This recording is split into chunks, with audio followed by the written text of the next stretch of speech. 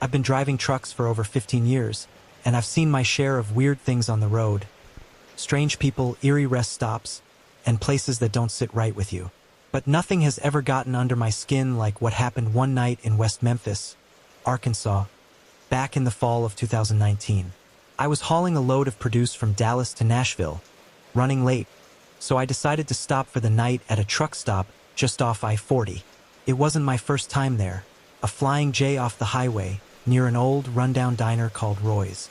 Not the worst stop, but something about it always felt off. My dog, Noodles, a scruffy old mutt who's been my co-pilot for years, sat up in the passenger seat, sniffing the air as I pulled in. Normally, he'd just curl up and sleep, but tonight, he was alert, ears perked up. I should have taken that as my first warning.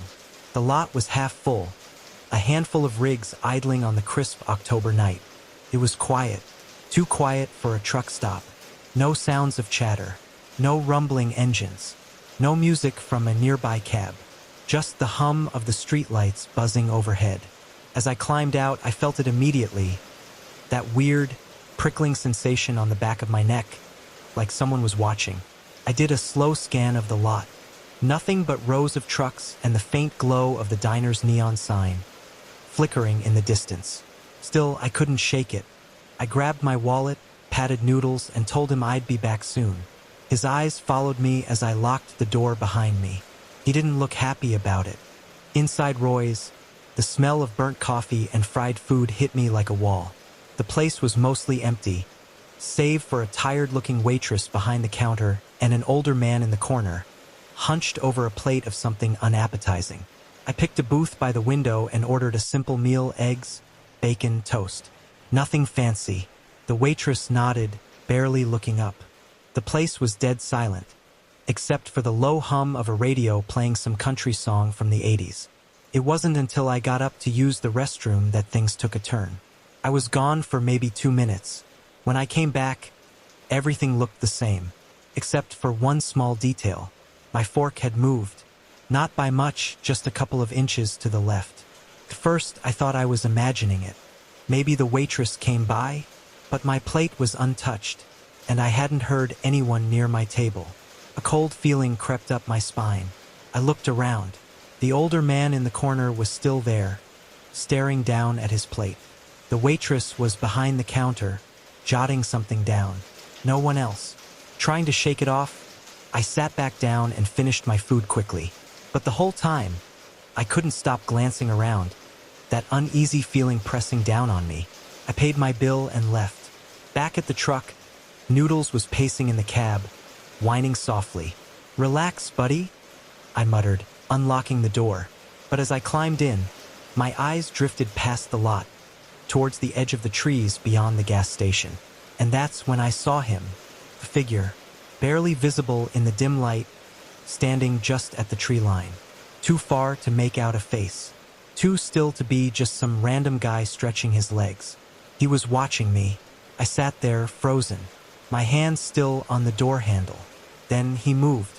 Not towards me, not away, just a slow, unnatural shift. Like he wanted me to know. He saw me too. The air inside the cab felt suddenly suffocating. Noodles growled, low in his throat, his fur bristling. I locked the doors.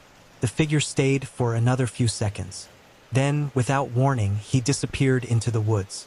Not walked, disappeared. I didn't sleep that night. The next morning, I was still shaken. I debated whether to report it to someone. But what would I even say? Hey, some guy stood in the woods last night and stared at me? Instead, I went inside the Flying J to grab a coffee before heading out. On a whim, I asked the cashier, an older guy with deep lines on his face, if he'd ever seen anything weird around here. He sighed and rubbed his chin. Yeah, now and then. Solo truckers mostly say they see someone lurking, messing with their trucks. Police never find him. That cold feeling came back. I told him about my fork, about the figure in the woods. His expression didn't change. "You check your food?" he asked after a moment. I felt my stomach drop. "What do you mean?" He sighed again. "A couple years back, some guy was drugging food in the diner. slipping stuff in drinks and meals. Never got caught. But after the cops got involved, the reports stopped. Until a few months ago, I felt sick. I hadn't noticed anything weird about my meal. I felt fine. But the fact that someone had been at my table, had touched my food while I was gone. I thanked him and walked back to my truck, feeling like my skin was crawling. Noodles was still on edge, his eyes darting towards the woods as I climbed in. I didn't waste any time. I fired up the engine and got the hell out of West Memphis. I don't stop in West Memphis anymore.